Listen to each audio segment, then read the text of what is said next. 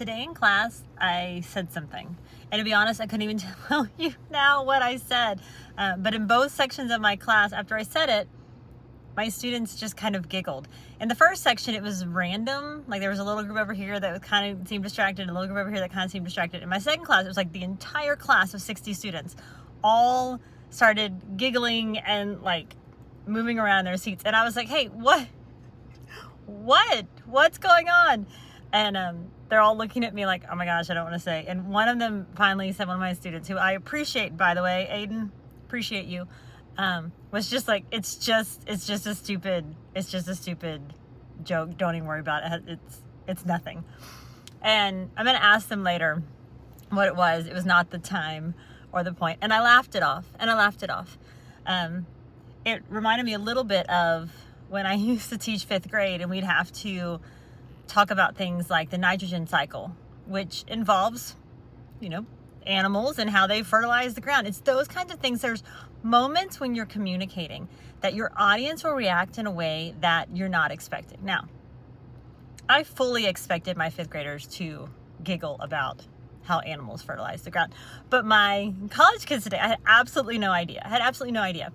And my point is this. I just laughed. I looked at them. I was like, oh my gosh, y'all are awesome. This absolutely cracks me up. And please somebody tell me later what's going on. But I just laughed. And then I gave myself a second and I went back to what I was doing. Because it wasn't something that I had done wrong. It was just a message and how my students had received it. And so my point in saying this is that even the best laid plans, I've communicated the same message every semester now for, I can't tell you how long. Like we were literally talking about conducting research, something incredibly simple, but it was something I said or just the time frame. It's 2025. Who knows? But something I said made them giggle. And I could have gotten embarrassed. I could have let that derail me. I could have been like, no, tell me what it is. I need to understand. But I didn't. I got back to what I was talking about. So with effective communication, you have to recognize you're not always going to be able to control what your audience does or their reaction. And when you lean into it and realize that you're human and things happen, and sometimes you say things that are perceived differently than how you meant them, and laugh at yourself and laugh with your audience, then it doesn't matter.